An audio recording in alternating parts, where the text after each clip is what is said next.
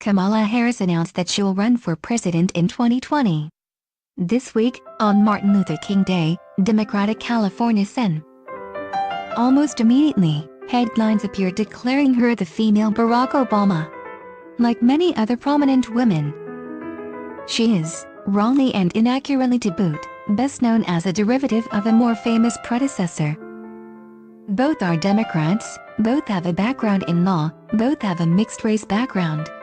There are similarities between Harris and Obama, to be sure. There is an obvious convenience to the comparison. It neatly captures the public imagination at a time when Harris is yet to be world-famous, but is charismatic, on the rise and prepared to challenge President Donald Trump, while Obama's name continues to conjure a nostalgic, anti-Trump emotion. It makes superficial sense. But it's also symptomatic of a lazy habit that infantilizes high-profile women in America and abroad, and skims over the personal details and unique circumstances that shape them. Kamala Harris is the first Indian American woman to have a seat in the U.S. Senate. She was also the first woman, Black, Indian American or South Asian, to serve as District Attorney of San Francisco and as California's Attorney General. The most famous instance of public sexism she faced before announcing her presidential bid occurred in 2013, when none other than Barack Obama called her the best-looking Attorney General. Obama later apologized to Harris after the remark was widely criticized, rightly, as sexist. Such sentences for drug offenses aside, did not make prison reform a priority, and was against mass incarceration. But the prison system is a subject close to Harris' heart. Despite personal reservations, she promised to defend the death penalty in California as Attorney General, and proved herself an often harsh prosecutor, favoring long periods of imprisonment. In other areas, Harris has positioned herself further to the left than the former president.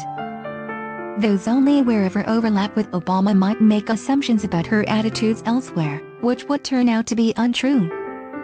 Harris is far from the only female politician to receive this media treatment, and that treatment isn't always limited to comparisons to more famous men, though admittedly that's overwhelmingly the case when it comes to world leaders. Coverage of the British Prime Minister is regularly peppered with references to Margaret Thatcher. Take Theresa May.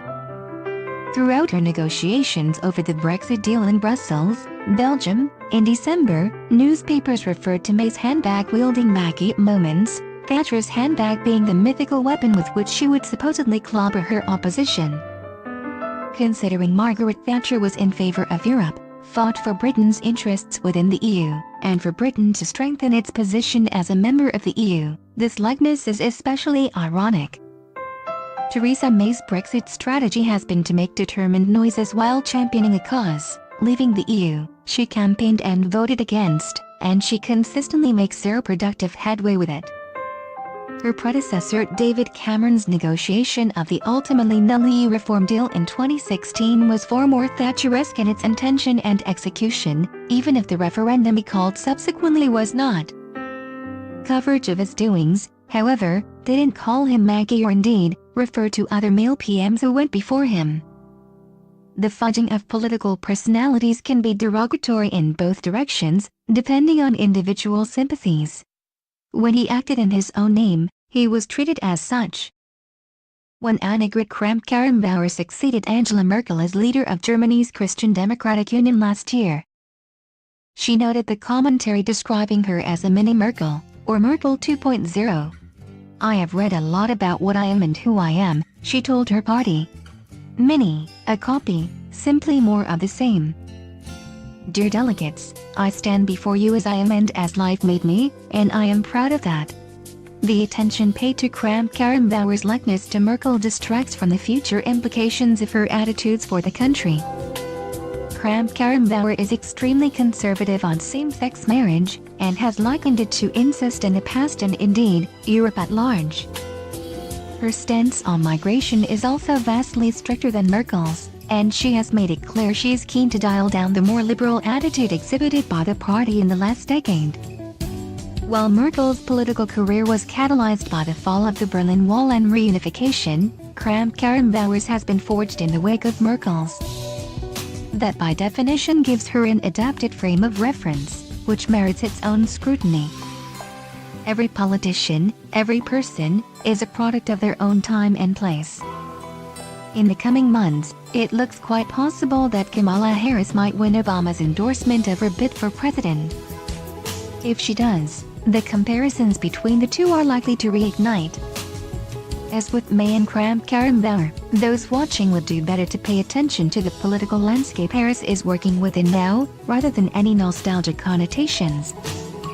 The president whose footsteps are most pertinent to Harris, the president who she will be measured against should she prevail against her fellow Democratic candidates, is Donald Trump.